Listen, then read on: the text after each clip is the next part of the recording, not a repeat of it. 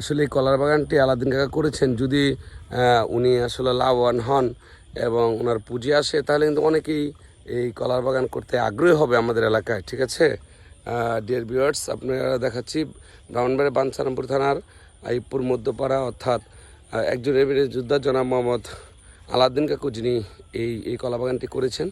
হ্যাঁ, এবং অসাধারণ। হ্যাঁ, আমি যদি আপনাদেরকে দেখাই, এখানে প্রায় আমি ঘুরতে আসি, দেখি আসলে ভালো লাগে। আপনারা সবাই অবশ্যই দোয়া করবেন আলাদিন কাকুর জন্য, তিনি যেন লাভবান হন। কলার বাগানটি ওনার, আপনারা জানেন যে প্রচুর টাকা খরচ গিয়েছে। সব কিছু মিলে আসলে 200টি কলার গাছ রয়েছে এখানে তিনি বলেছেন। তো দেখা যাক কি হয় লাস্ট পর্যন্ত। সবাই কাকার জন্য দোয়া করবেন। আসলে আমি আবারও বলছি, উনি এই বাগানটার জন্য অনেক পরিশ্রম করেছেন। যদি উনি বাগানটি ভালো করতে পারেন, অর্থাৎ ভালো আসে, একটা অ্যামাউন্ট আসে, এটা বিক্রি করে ওনার পুঁজি আসে বা একটু লাভবান হন, হয়তো বা আমাদের এলাকার মানুষ অনেকেই উৎসাহিত হবেন কলা বাগান করার জন্য।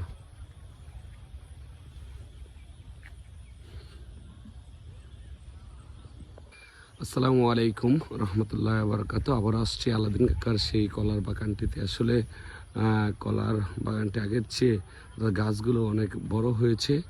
হ্যাঁ, বোঝাই যাচ্ছে। হ্যাঁ, কলা ধরার সময় এসেছে।